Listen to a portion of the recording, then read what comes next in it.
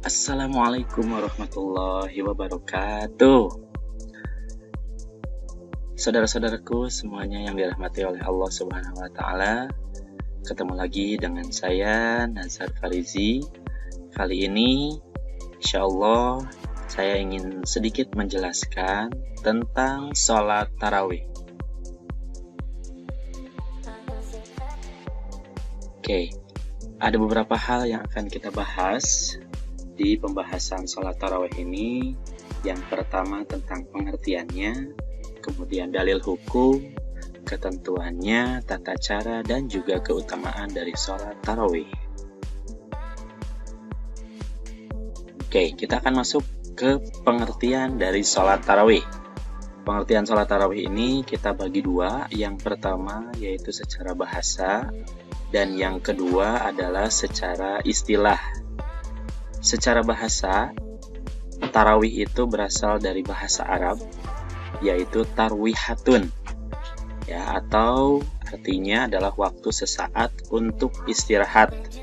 Kalau di Indonesia mungkin kita mengenal dengan kata rehat, ya, itu juga berasal dari bahasa Arab yang artinya waktu sesaat untuk istirahat. Itu pengertian secara bahasa. Sedangkan secara istilah, yang dimaksud dengan sholat tarawih adalah sholat malam yang dikerjakan pada malam hari di bulan Ramadan. Nah, ini yang paling penting yang perlu digarisbawahi adalah bulan Ramadan. Jadi sholat tarawih ini tidak ada di bulan-bulan yang lainnya selain di bulan Ramadan.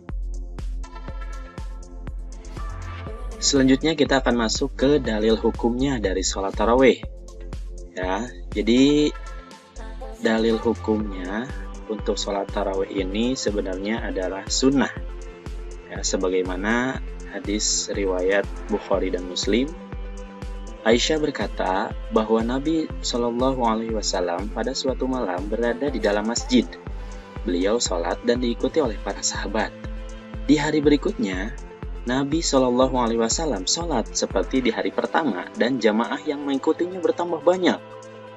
Kemudian di hari ketiga atau keempat, sahabat berkumpul di masjid untuk menanti kedatangan Nabi Shallallahu Alaihi Wasallam untuk sholat jamaah tarawih bersama-sama. Namun Nabi tidak kunjung hadir hingga subuh. Nah, kemudian beliau menjelaskan perihal ketidakhadirannya di masjid semalam. Beliau bersabda, "Aku telah melihat apa yang kalian lakukan. Tidaklah mencegahku untuk keluar sholat bersama kalian, kecuali aku khawatir sholat ini difardukan atas kalian." Nah, perawi hadis menjelaskan bahwa yang demikian itu terjadi di bulan Ramadan. Jadi Nabi Muhammad SAW khawatir bahwa sholat tarawih ini yang dikerjakan berjamaah itu difardukan oleh kita, sehingga pada hari ketiga atau keempat Rasul tidak hadir di masjid untuk menjadi imam sholat jamaah tarawih tersebut.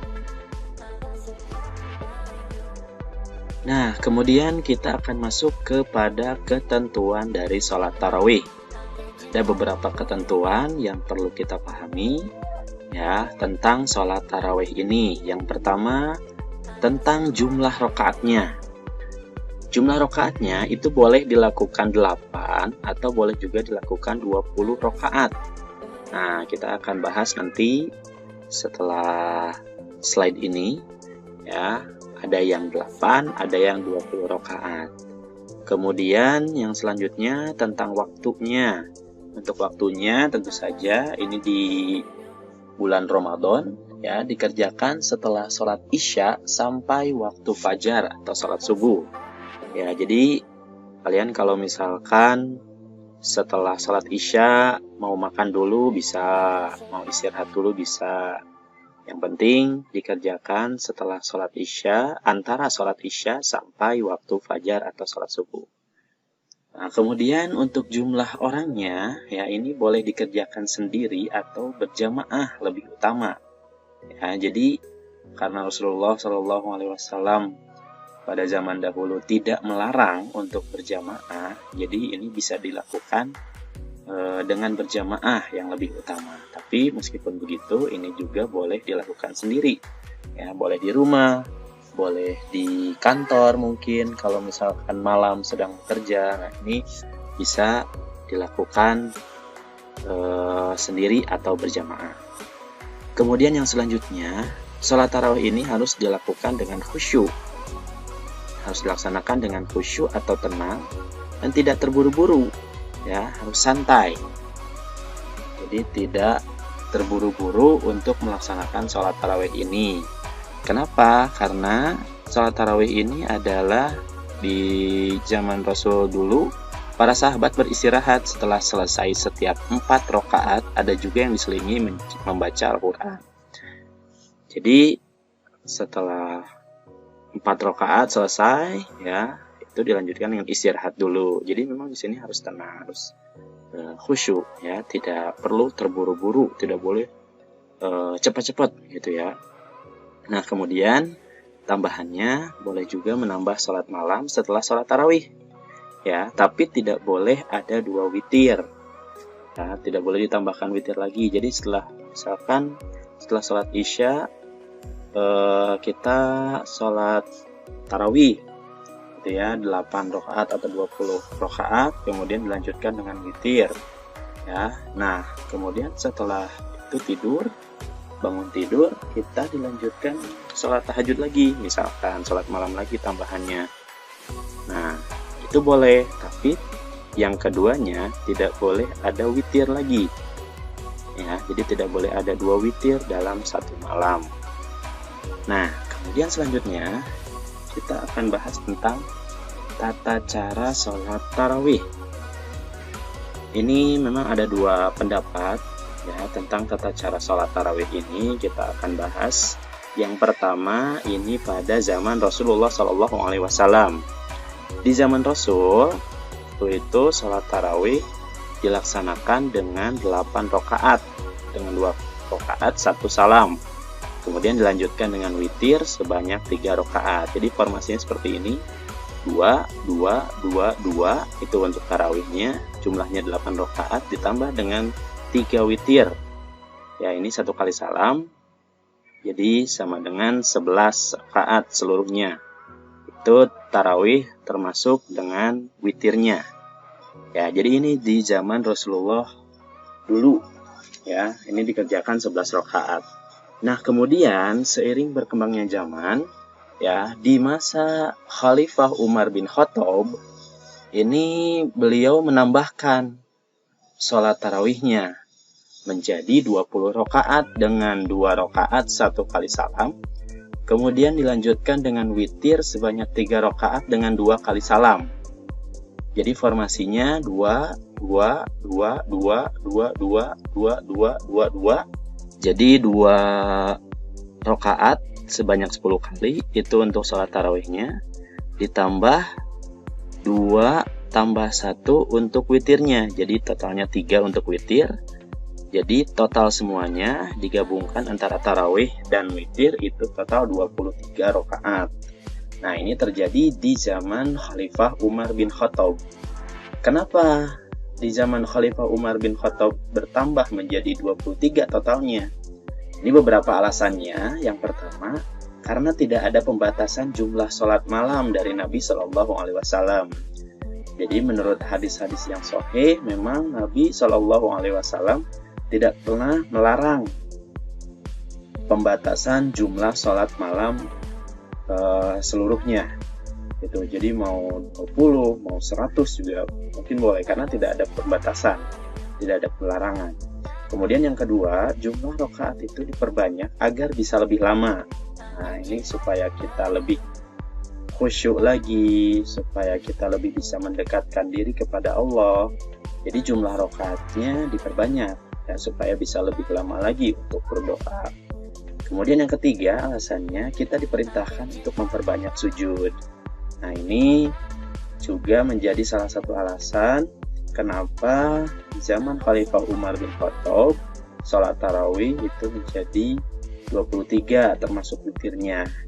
Jadi kita boleh mengambil yang di zaman Rasulullah, ya, untuk 11 rakaat antara tarawih dan witir, atau juga untuk 23 yang sama dengan Khalifah Umar bin Khattab. Keduanya punya landasannya, keduanya punya alasannya masing-masing, tinggal kita sendiri yang memilih yang menurut kita lebih kuat yang mana.